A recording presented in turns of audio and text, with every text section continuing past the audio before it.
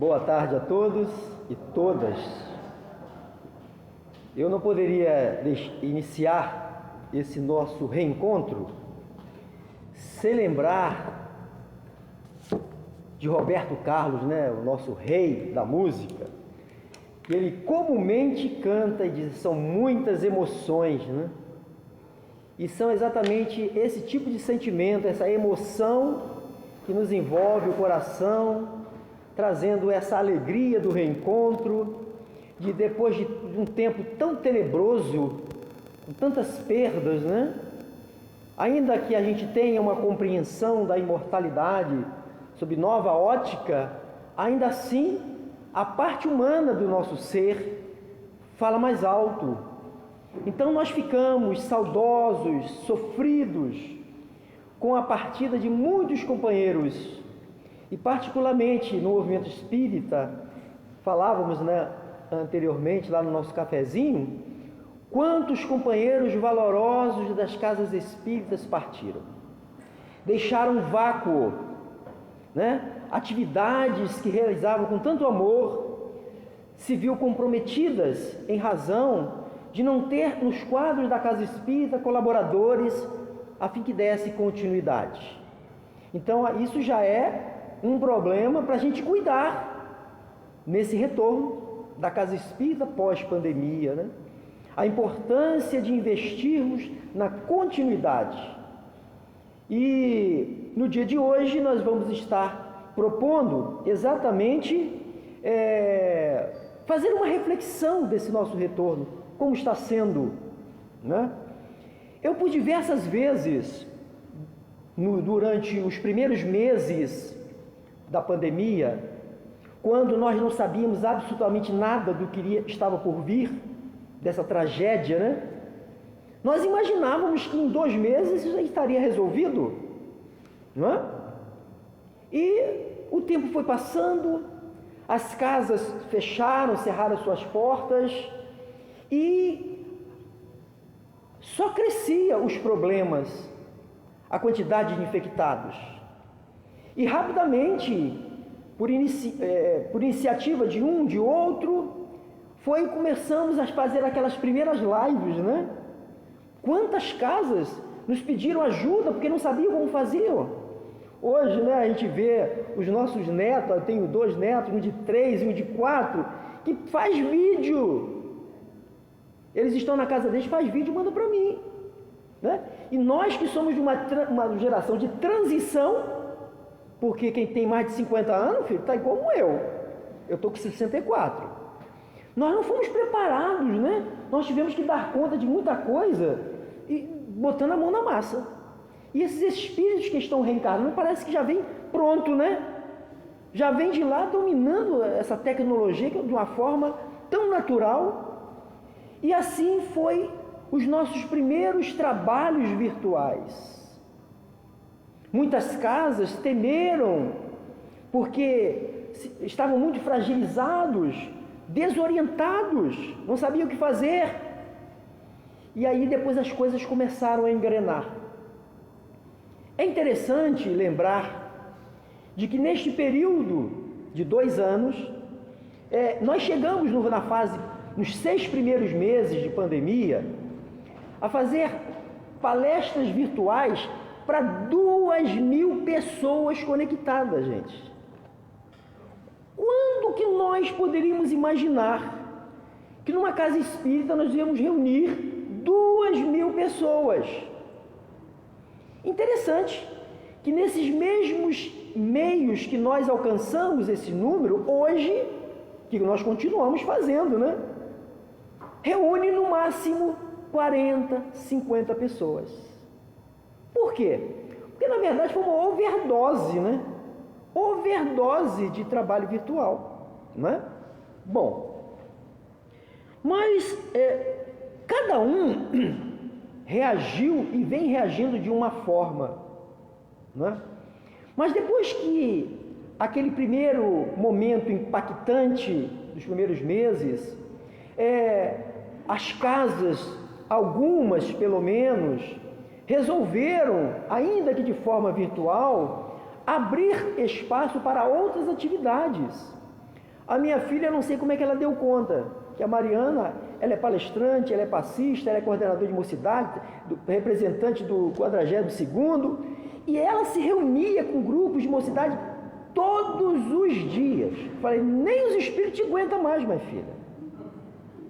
Não dá, né? Todo dia, vários grupos, mas a intenção dela é dar apoio, sabe? Porque como ela dominava a tecnologia, esses diversos aplicativos, aí Zoom, StreamYard, né?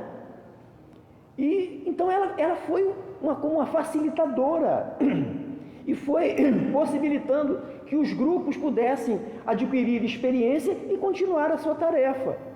E vemos, eu falava ainda agora com a Vera, que existem casas ainda na nossa região, um município de 60 mil habitantes apenas, lá nós temos 4 casas espíritas que estão fechadas.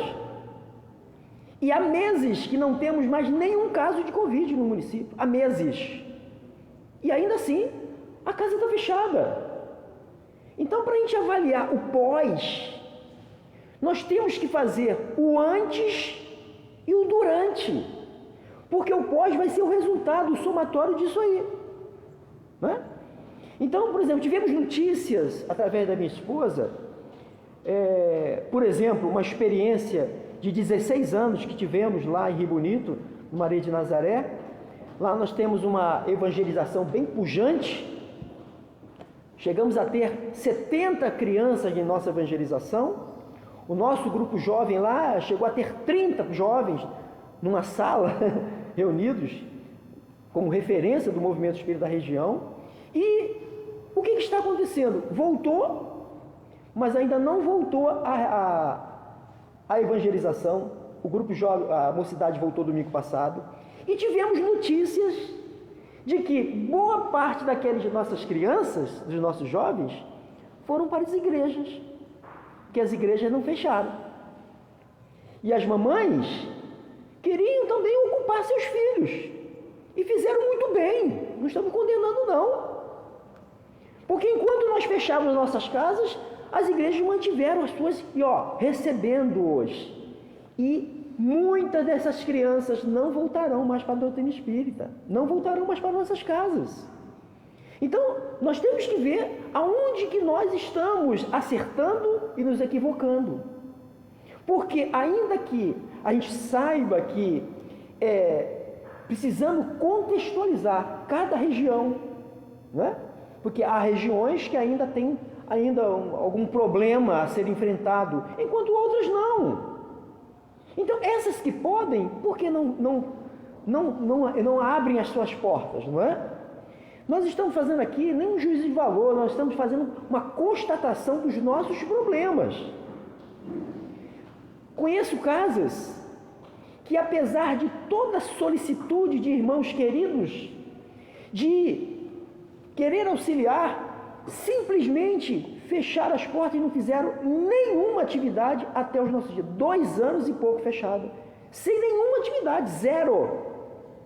Falaram para as famílias, que eram ajudadas no setor da assistência social: olha, vamos fechar e não sabemos quando voltamos.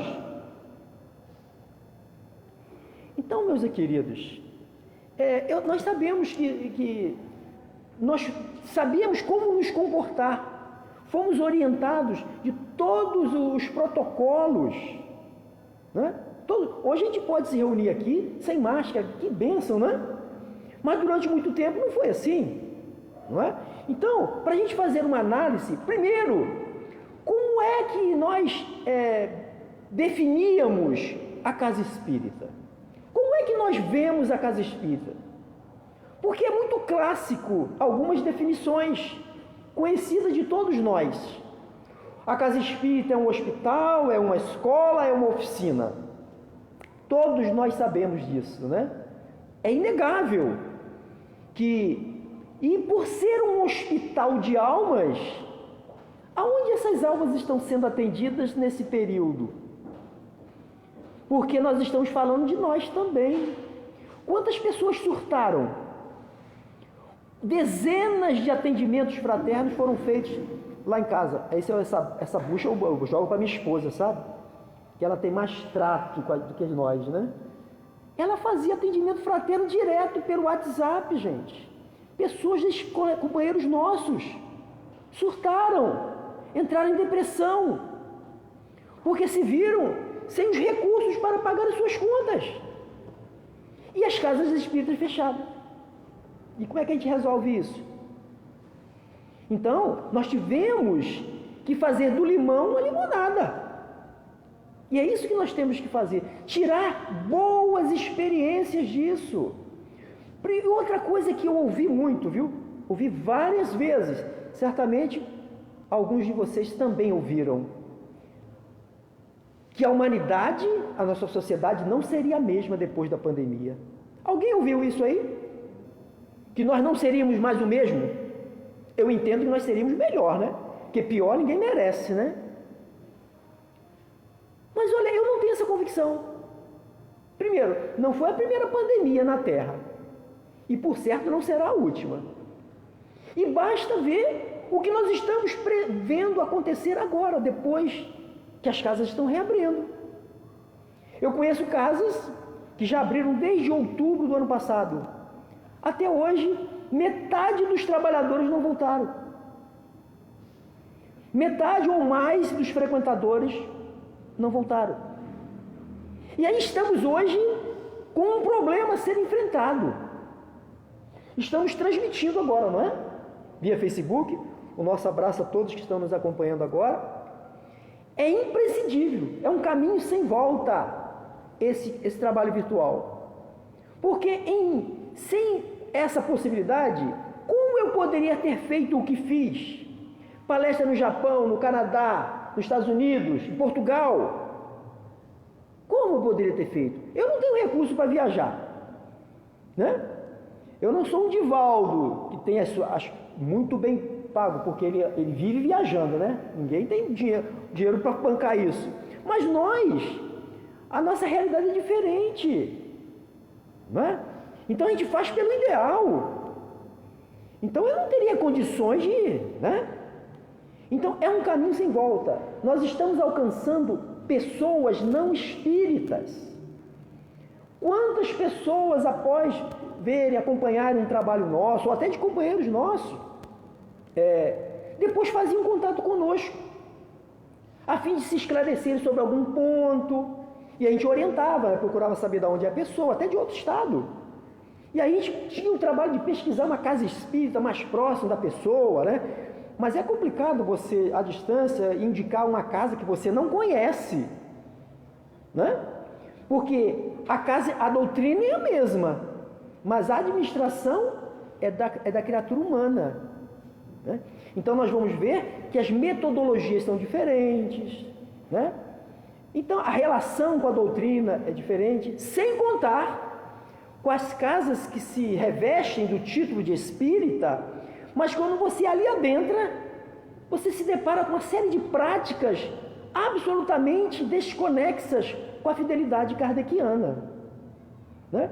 Isso não quer dizer que ali não seja um local bom. Absolutamente, conheço casas que não se declaram espírita, apesar de fazerem os estudos regulares das obras básicas, mas eles lá usam paramentos, imagens, velas, e já fui convidado muitas vezes a estar com eles, e fazem um trabalho maravilhoso, mas eles não se dizem espíritas, eles se declaram espiritualistas.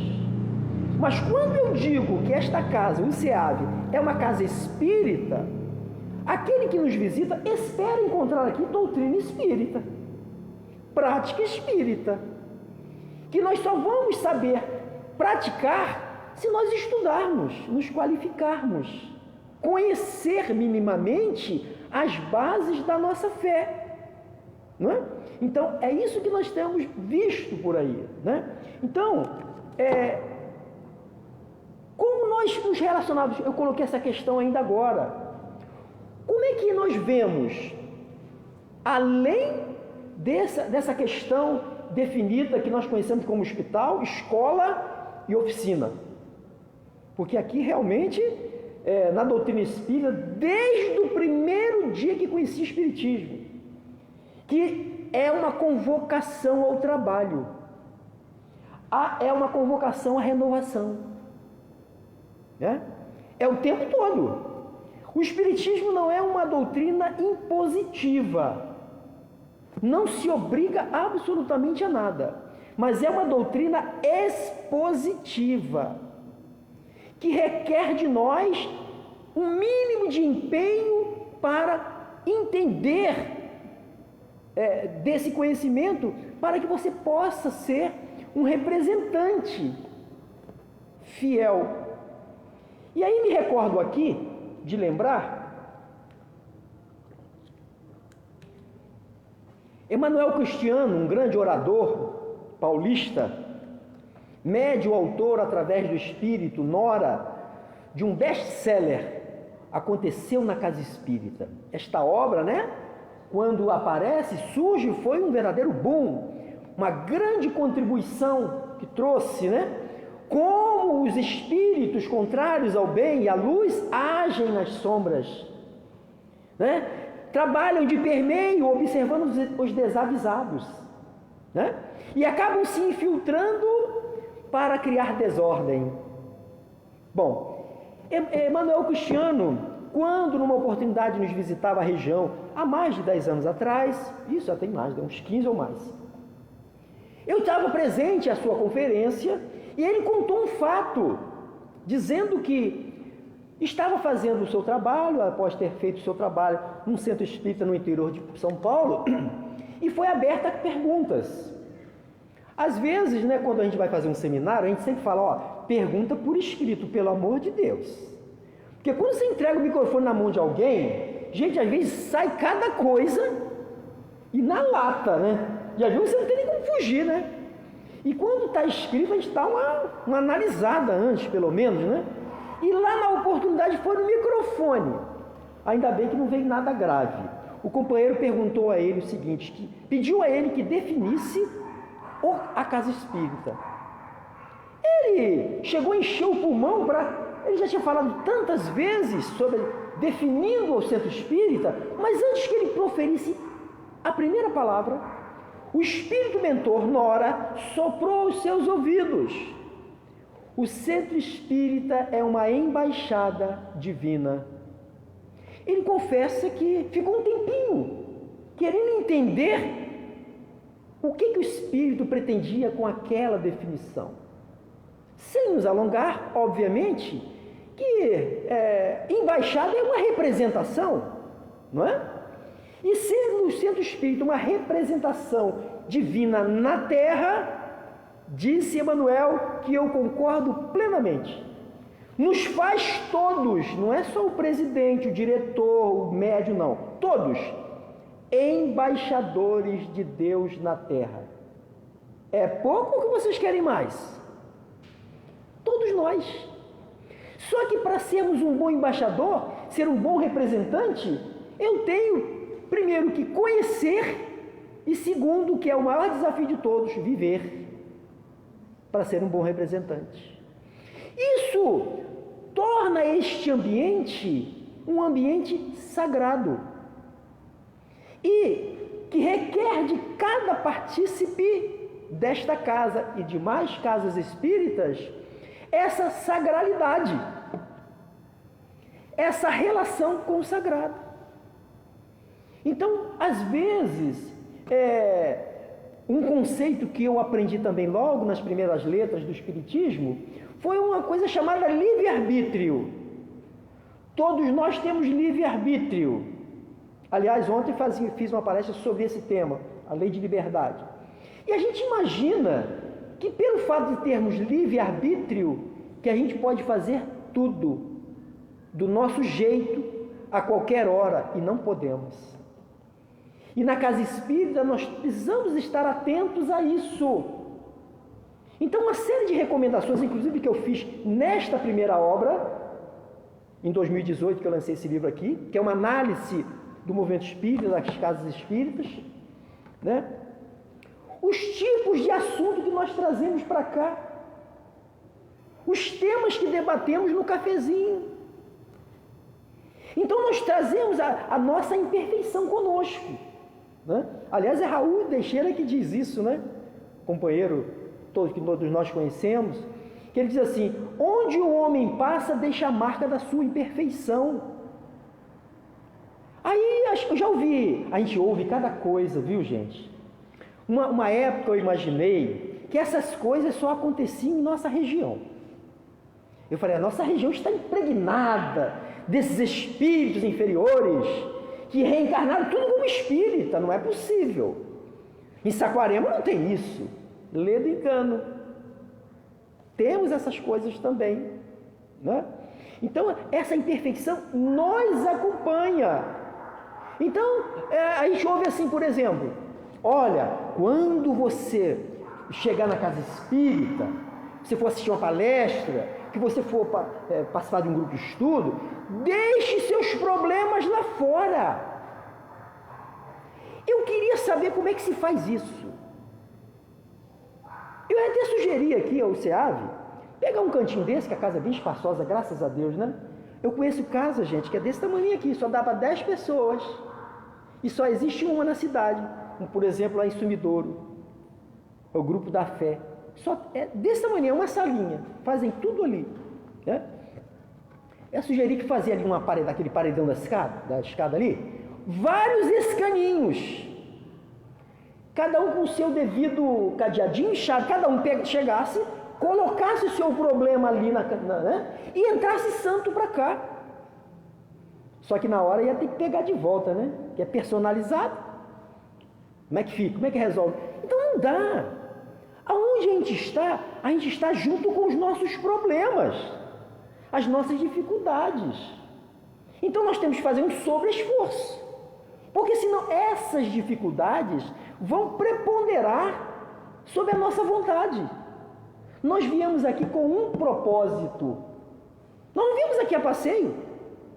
Aliás, Saquarema aqui tem tantos lugares bonitos para passear, né? Mas fomos na casa espírita a passeio? Não. Nós viemos aqui porque nós necessitamos desse ambiente. E o ar que eu respiro aqui, os fluidos, é que me alimenta a alma. Eu não tenho dúvida disso.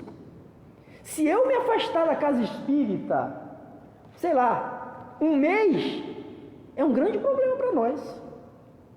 E aí eu aprendi o que minha mãe disse a vida toda para nós, minha saudosa mãe já desencarnada, porque a minha mãe cuidou de nós 8 filhos praticamente sozinha, porque o nosso pai ficou doente muito jovem e a gente ficamos todos muito pequenos, tudo debaixo da saia da nossa mãe. E a gente imagina, né? 8 filhos, 6 homens e 2 meninas, a mais nova, tudo arteiro, né? Porque naquela época podia fazer arte, hoje não pode nada, né? Naquela época a gente fazia muita arte. E aí nossa mãe falava assim, inúmeras vezes: vocês só vão me dar valor quando vocês me perderem. Nossa mãe falava isso direto. Porque dentro da nossa falta de maturidade, a gente não reconhecia o que ela fazia, as noites perdidas, tudo que ela trabalhava para ajudar a gente. Graças a Deus que eu cresci, constituí família, tive filhos e pude ver na prática o que a nossa mãe fez por todos nós, e pude ainda encarnada agradecê-la. Isso tudo para dizer o seguinte, que o que ela dizia é verdade. Esse tempo que nós ficamos afastados da casa espírita, para alguns foi suficiente para a gente melhor valorizar a casa espírita. Porque no momento que nós deixamos de ter, que a gente sentiu um vazio em nossa alma. Sabe aquelas atividades?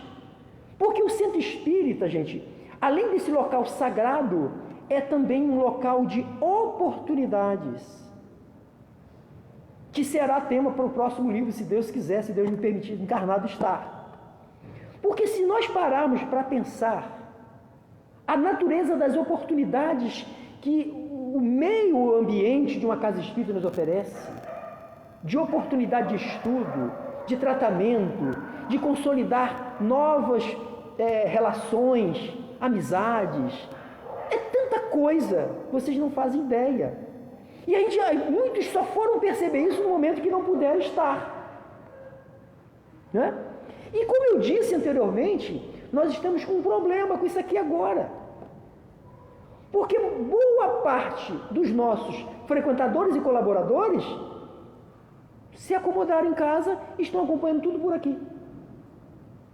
As casas já reabriram e os companheiros não voltaram. Outra questão importante no pós-pandemia, estamos verificando, porque não acontece só na nossa casa, nós estamos tendo notícia de outros companheiros, já que temos conhecido por tudo quanto é lugar, e o fenômeno é o mesmo. As pessoas, em fato desse afastamento, pararam de contribuir com a casa espírita. A parte financeira de César. Pararam. Só que as casas precisam de manutenção. Aliás, muitas delas aproveitaram esse período fechado para fazer reforma, né? Para fazer uma pintura, fazer um ajuste aqui. E tem que pagar luz, tem que pagar água, tem que pagar imposto, material de limpeza. De onde tira isso? Então eu sei que eu estou na função aqui de aproveitar este tema para lembrar aos companheiros. Porque seria muito fácil para nós, se os espíritos fossem capazes de fazer, vamos fazer uma reunião mediúnica de características de efeitos físicos, e vamos aqui materializar euros, nem dólar, mas euros, para a gente pagar nossas contas. Não é assim que funciona. Quanto maior a casa, maior a despesa, né? Nós temos uma casa, eu estou participando de uma casa que eu ajudei a fundar, praticamente ajudei a fundar agora, lá em Guapimirim, Fraternidade Espírita João de Deus. É pequenininha, estamos começando, né? Mas olha, estamos vendendo salgadinho, bolo, bazar, porque nós queremos crescer para atender uma demanda, né? Então, vai aí essa chamada de atenção para todos nós. O fato é que ninguém estava preparado. Se existir alguém que dissesse, não, eu estava preparado para isso aí. Estava não, porque ninguém sabia, né? Nós tivemos que trocar a roda do carro andando, se virando nos 30. Mas olha, de uma forma ou outra, eu acho que nós temos feito o nosso dever de casa, né? Uma exceção aqui, outra ali, mas de um modo geral, depois que a coisa engrenou, eu acho que a coisa começou a andar. Porque é a mesma coisa, se nós usarmos uma máquina de qualquer natureza, se nós deixarmos ela no cantinho, pegando chuva, sereno, sol, aquilo vai enferrujar, vai emperrar tudo. Aí quando você vai querer movimentar aquela máquina, não vai ser fácil não. Vai estar emperrado, você vai ter que mexer, botar um olhinho. Mas depois que você pega, ela começa a girar, é mais fácil. Foi o que aconteceu conosco, com as nossas casas.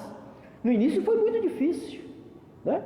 Mas agora nós temos questões importantes que está refletindo nessa retomada e que agora continuamos fazendo essas transmissões ou não por um período.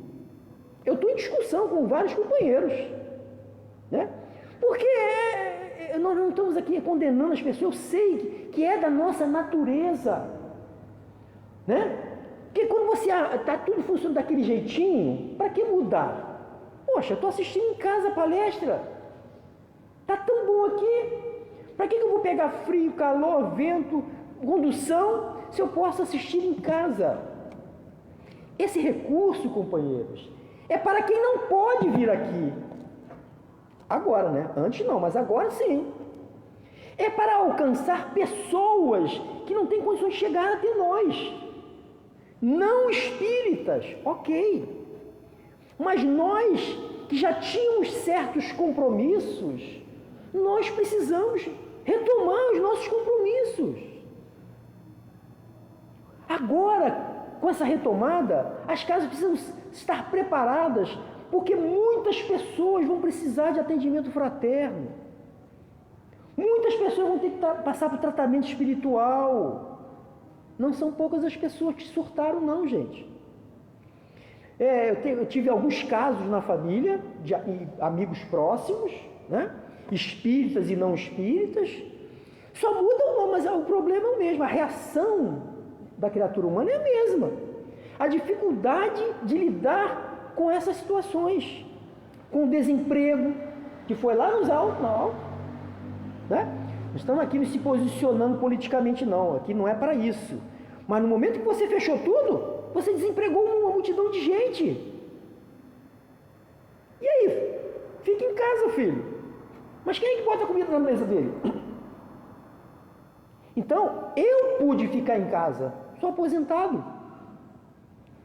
Graças a Deus, e reconheço todos os dias, que tive condições de ficar em casa e prover os meus. E tentar ajudar aqueles que a minha possibilidade possa. Mas a grande maioria não pôde não, gente. Teve que enfrentar ônibus lotado, trem lotado, ir para a rua. Entendeu? E essas pessoas estão aí com essa dificuldade enorme. E aonde que elas vão bater? Vai bater também aqui. Vão chegar pessoas aqui. E para que elas sejam atendidas, esclarecidas, consoladas e orientadas, vai ter que ter alguém aqui para fazer isso. E revezando. Porque nós ainda não temos essa autossuficiência de ter a casa espírita aberta todos os dias, né? Porque os nossos irmãos protestantes, boa parte deles, das igrejas que têm um poder econômico muito maior que nós, graças a Deus para eles meio que profissionalizaram isso. As igrejas abrem de segunda a segunda. Tem recepção de segunda a segunda, não estou falando de todas, né? Essas maiores, sim, tem uma estrutura. A qualquer hora do dia, você teve um problema, precisa de uma orientação, se for, você bate na porta, o cara vai ter gente para te atender. Nós ainda não temos essa autossuficiência. Mas dentro do nosso possível, nós precisamos estar empenhados em dar o nosso melhor. É isso que Jesus espera de nós. Não é quantidade de horas, mas a qualidade da hora que nós tivermos disponíveis. Então, quando nós estivermos, eu só posso dar 1 hora por semana, que seja a melhor hora da sua existência, meu irmão. Que você esteja de fato ali, de corpo e alma. Já viu o atendente fraterno? Quando a pessoa começa a falar, ele começa a olhar para o relógio, né? O cara não para de falar, meu Deus, já estou aqui há 20 minutos. A pessoa está ali e ela apenas quer colocar para fora, porque talvez até aquele momento ela não encontrou um ouvido amigo, um coração que pudesse juntar-se ao seu. Olha, sinceramente, o único setor da casa espírita que eu nunca trabalhei, não sei o dia da manhã, né? A gente nunca sabe, né? Foi com evangelização. Porque eu corro um grande risco. Ou eu mato eles, ou eles me matam. Né? Então eu procuro andar bem longe desse setor na casa espírita. Deixo para minha filha, para minha esposa, para os companheiros, né? Mas todos os demais setores eu já trabalhei. Todos. Para conhecer. Para poder escrever isso aqui. Porque isso aqui não foi quem me disse, não. Foi vivido por mim. Né? Eu aprendi lendo e participando. Porque a autoridade nossa só vem com a prática. Porque se alguém pegar esse livro aqui e ler uma passagem, o Walt nunca participou de assistência social. Como é que ele está escrevendo isso aqui? Alguém falou para ele. Não, tudo que está aqui eu vivi, eu pratiquei. Talvez não na medida em condições melhores que eu, né? Porque muitas das vezes eu nem sabia, mas eu estava pronto a entender como faz. Porque às vezes tem isso, né? Companheiro, você não quer ajudar a gente aqui? Eu não sei fazer. Mas você está disposto a aprender? Não. É mais fácil dizer que não sabe, né? Então, a casa espírita, gente, vai do simples ao complexo. Todas as atividades úteis que se somam a essa organização como resultado. Porque não adianta você ter a melhor recepção da casa espírita, o melhor atendente ali fraterno, que se nos demais setores não houver essa mesma qualidade presente na atividade. Porque vai ficar comprometido. Na casa espírita não é o meu trabalho. A gente às vezes ouve isso, né? Não, eu vou lá para a reunião mediúnica, vou fazer a minha parte. Você só faz a sua se os demais fizerem. Por isso que Allan Kardec chamou como um ser coletivo. É o trabalho coletivo. Então, às vezes também encontramos pessoas escolhendo tarefas. Nós não podemos impor, né? Lá no Maria de Nazaré, por exemplo, nós tivemos que contratar uma contabilidade e pagar mensalmente para sanar lá a nossa parte contábil, fiscal, que tínhamos problemas na época, e tínhamos uma contadora no nosso quadro. Tinha um escritório de contabilidade. Aí ela chegou para mim e falou assim: Valdir, me peça qualquer coisa aqui, menos isso, porque isso eu faço a semana inteira. E eu entendi perfeitamente. Por quê? E ela foi trabalhar com os pequenininhos, de 0 a 3 anos. Quando aqueles crianças dando a chorar, Jesus, misericórdia. Quando eu falo, misericórdia. Ela e uma ajudante. Minha filha começou inclusive com ela. Misericórdia. Quando tinha que trocar fralda de 3, 4 ao mesmo tempo. Então eu tiro o chapéu para essas pessoas. Eu prefiro ter um colaborador satisfeito aqui do que colocar ele ali insatisfeito, que o resultado não vai ser o mesmo. Então ali ela era feliz, né? E há pessoas que acham que aquela atividade é muito simples para mim. Eu estou muito bem qualificado para fazer coisas mais complexas. Ótimo! Olha aqui, a companheira colocou uma aguinha para mim aqui, viu? Muito obrigado. E pelo fato de você ter colocado água para mim, eu vou contar um caso. O caso não é nosso, não está no nosso livro, mas é um caso que Divaldo conta. Estava ele acomodado lá na mesa, antes de iniciar o seu trabalho, ele chegou cedo, Divaldo costuma chegar bem cedo. E aí era um salão bem amplo, e ele pôde, da onde estava, observar a movimentação que ocorria no salão. E aí, lá pelas tantas, o salão já estava bem cheio, mas ele observou, lá de uma portinha da esquerda do salão, entrou uma senhorinha, já de uma idade avançada. Me lembrei até da Vera agora, com os joelhinhos, Vera. Puxa. Ela caminhava com uma certa dificuldade, sabe? Né? E aí ela caminhou e Divaldo foi acompanhando. E ela passou todo o fundo do salão em direção a uma mesa que encontrava-se do outro lado, com umas garrafinhas, uma jarra e alguns copos, aqueles copinhos, né? Para botar água. E ela foi lá silenciosamente, pôs a aguinha em todos os copinhos. Aí depois ela saiu da mesma forma que entrou, silenciosamente. Entrou na portinha e ninguém mais viu.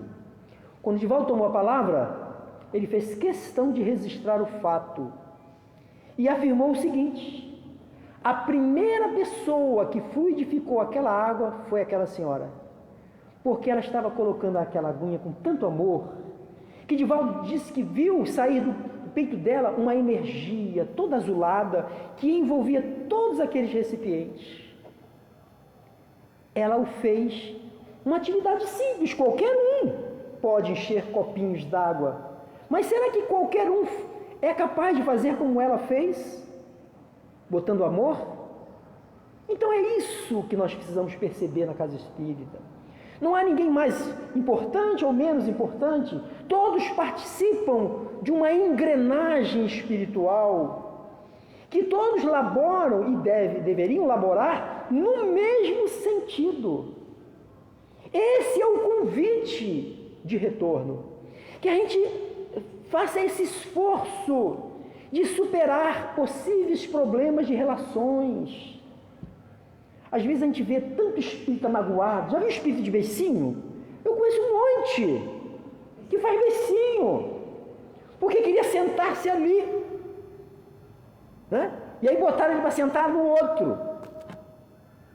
Conheci um companheiro que saiu da casa espírita. Ele sabe, conta esse caso dele para todo mundo que eu vou, que é amigo meu, não é mais espírita, saiu do espiritismo, ele hoje é da Batista, Igreja Batista. Era um excelente orador, um trabalhador fantástico da casa espírita, né? Esse é outro caso que eu estou mudando os casos. Mas já iniciei, vou falar. Ele saiu porque o pai dele ficou internado com câncer terminal durante meses. E só quem ia visitar, orar, eram os companheiros da Igreja Batista. Durante aquele período, nenhum companheiro da casa espírita que estava lá, 10 anos, foram lá. Só mandava mensagem, WhatsApp, sabe? Agora a gente usou essa tecnologia e perdeu aquele contato, pele a pele. E aí quando seu pai desencarna, depois de tantas vezes os companheiros da igreja visitando e o chamando para ele conhecer a igreja, ele foi e nunca mais saiu. Então esse é um caso porque nós falhamos na fraternidade. Somos bons de discurso, mas pouca vivência daquilo que falamos. Mas o fato que eu queria contar era outro. É porque são tantos fatos, né, que a gente se confunde. O companheiro também, um grande trabalhador.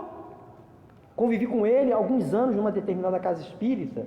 Depois, quando eu saí para o Maria de Nazaré, ele permaneceu lá.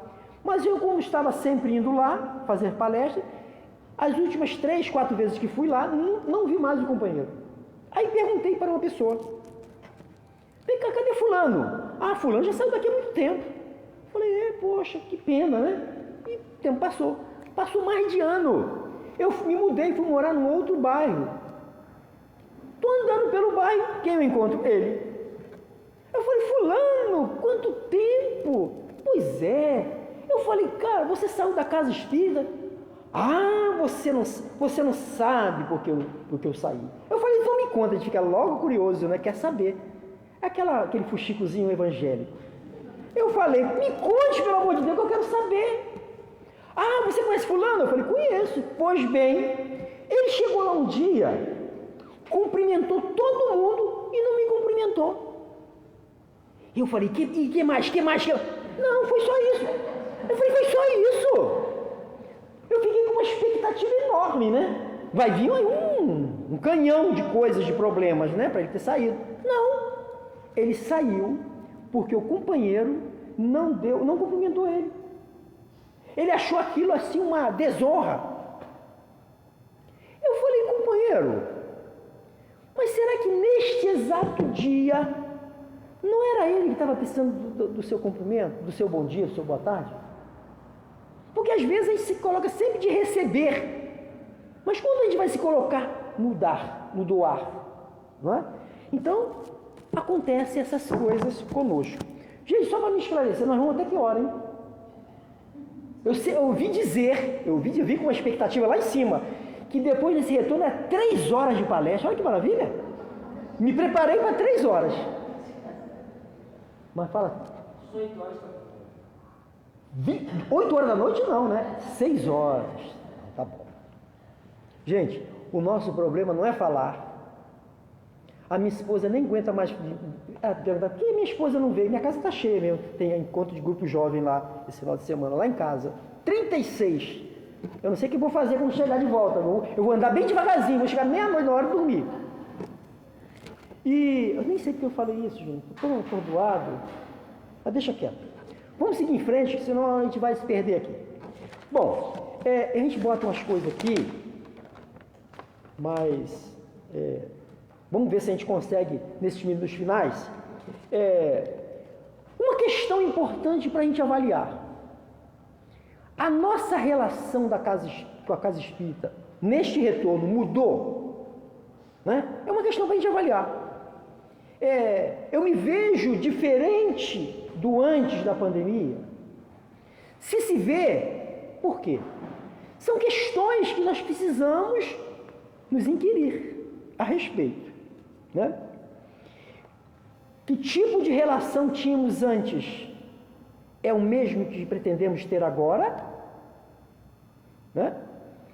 Porque, olha só, esses livros que eu escrevo, gente, tem gente que ama, mas tem gente que odeia.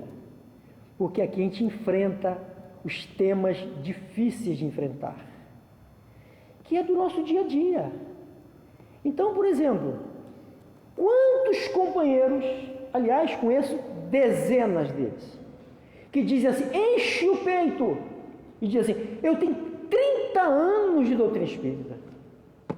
Eu olho para a criatura, eu fico penalizado. Como alguém tem 30 anos de uma doutrina como a nossa e continua sendo a mesma pessoa? Uso frutuário da casa espírita. Vai lá, assiste palestra, toma o passe, água frutificada, participa de uma atividade aqui ou lá e vai embora. Domingo que vem, de novo. E faz isso ciclicamente, anos e anos e anos.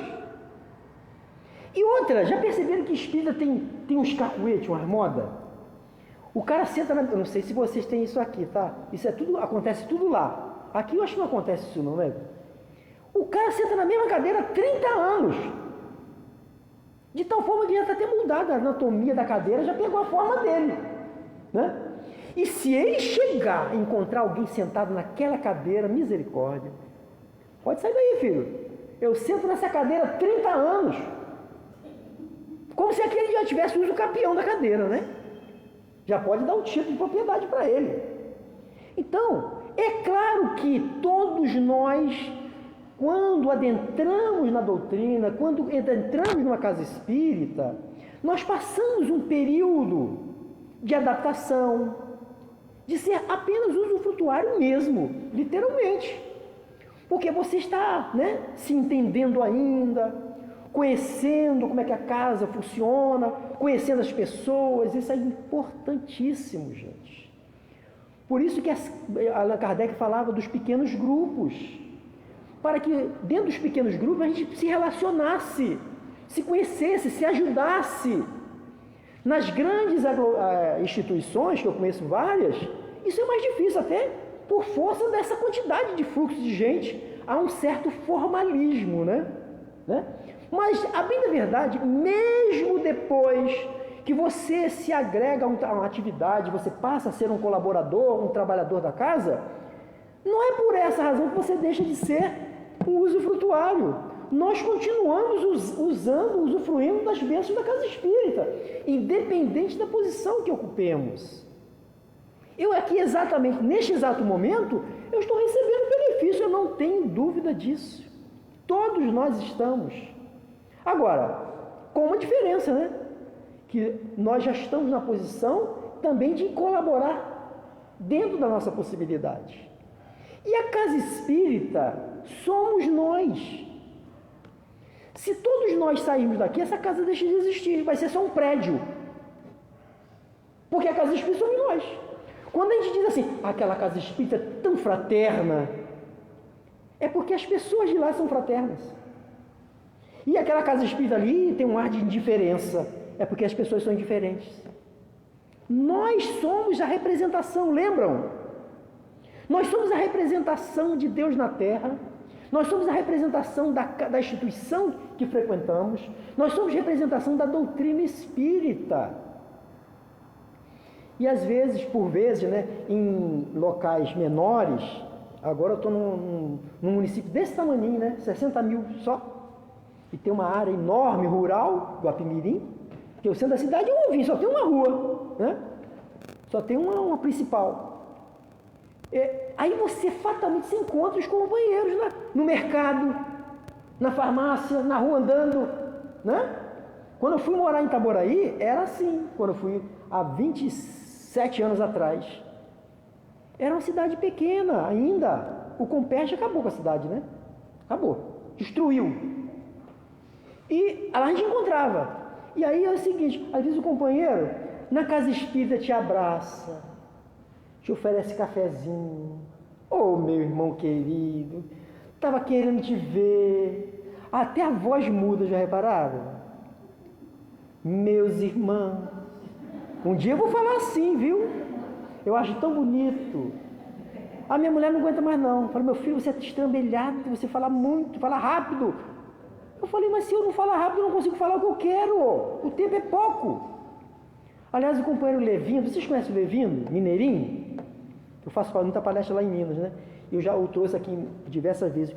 O Levino me passou um áudio, acordei 7 horas da manhã com o áudio dele. Valtim, ele fala assim, né? Valtim, Vê o que você acha disso, meu filho. Olha só, eu pego meu carro, ando 80 quilômetros, gasto combustível, o meu tempo, para chegar lá e me mandam fazer palestra de 25 minutos.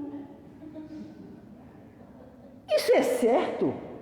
Olha só, olha a banana que ele jogou no meu colo. Eu falei, Belevindo, realmente é complicado, né? Que a gente quer falador, ele é falador igual a nós, né? Ele fala assim, quando a gente está desenvolvendo o raciocínio, acabou. Quando você começou a esquentar, acabou.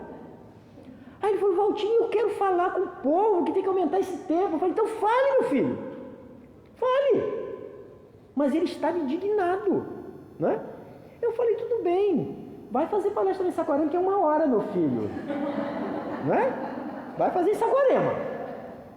Na casa que estamos, foi uma luta também, que a direção da casa queria botar palestra de 35 minutos. Eu falei, não dá não, filho. Para me trazer o povo aqui, eles não vão querer não. Falar 35 minutos não dá. Aí conseguimos 50. Foi um ganho. Nossa, foi maravilhoso. Está sendo maravilhoso, né? Está sendo. Então, voltando a essa questão para a gente encerrar, a questão de usufrutuário, nós vamos continuar usufruindo das bênçãos da casa espírita. Mas a casa espírita precisa de nós tanto quanto nós dela. Né? Porque assim, não, fulano está dando conta, faz tudo lá. Fulano está fazendo tudo, dando conta, porque não tem braço para ajudar ele. E ele vai desencarnar um dia, viu? Como desencarnou vários nesse período de pandemia. E o pessoal se viu doido, porque não planejaram. Quem é que assume esse negócio agora aí? Aliás, neste livro aqui, eu trato dos trabalhadores da casa espírita. E tive a cara de pau de qualificar 4 categorias, né? Os que se veem obrigados a trabalhar, os que se fazem por dever, os que fazem por sacrifício e, por fim, os que fazem por alegria. Nós encontramos os que fazem com alegria são mais raros, porque, por certo, esses são daqueles que aqui se encontram por exceção e não por regra. São os espíritos de segunda ordem, né? Um Divaldo, essa turma que nós sabemos, são diferentes de nós. Aliás, não são, estão diferentes, né? Porque já caminharam mais. E devem servir como um farol para nós, iluminando o nosso caminho. Opa, é ali que eu vou, né?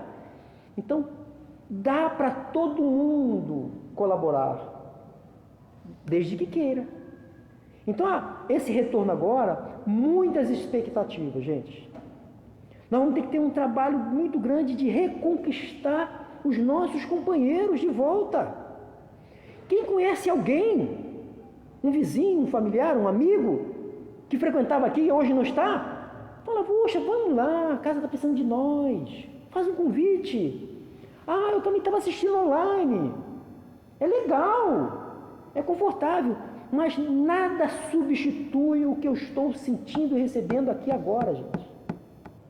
Nada substitui. O calor do abraço que recebi quando cheguei, o cafezinho que a companheira me ofereceu, o bolinho eu não comi, né? Vai que ele entala aqui, eu não consigo falar, né? Não vou correr esse risco, né? Mas, olha, faltam 3 minutos. No período da pandemia, nós escrevemos esse livro aqui. É um capítulo desdobrado deste primeiro, onde eu me debrucei a cuidar tão somente do médium espírita. Médium há de todas as categorias e crenças. Aqui nós vamos falar de nós. Nosso telhado também é de vidro. Que às vezes a gente quer jogar pedra no outro, né? Mas o nosso telhado é de vidro. Então aqui nós enfrentamos temas difíceis na qualificação desse trabalhador. De como a vida que ele leva no seu dia a dia, no seu cotidiano, interfere na qualidade da sua ação mediúnica. Porque aqui nós enfrentamos 2 coisas completamente distintas. A prática espírita, que é aquela reunião de forma privada na casa espírita, onde os médios, os trabalhadores se reúnem para recepcionar os espíritos e ali trocarem experiência com eles, e vivência mediúnica, que é coisa completamente diferente. É o que eu penso, é o que eu faço, são os valores morais, meus vícios, aonde os locais que eu frequento, tudo isso tem relação com essa qualidade, porque a nossa pauta é a qualidade, é responsabilidade e compromisso, né? Não basta apenas fazer, nós precisamos fazer o melhor, né? Ainda que saibamos que talvez o nosso melhor ainda esteja muito distante daquilo que Jesus espera de nós.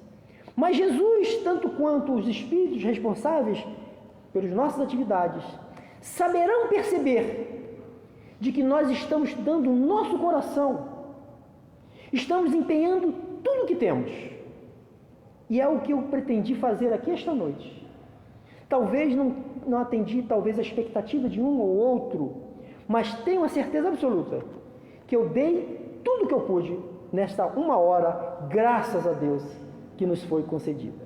E pela atenção de todos, nós agradecemos e desejamos uma boa retomada e muita paz a todos. Muito obrigado.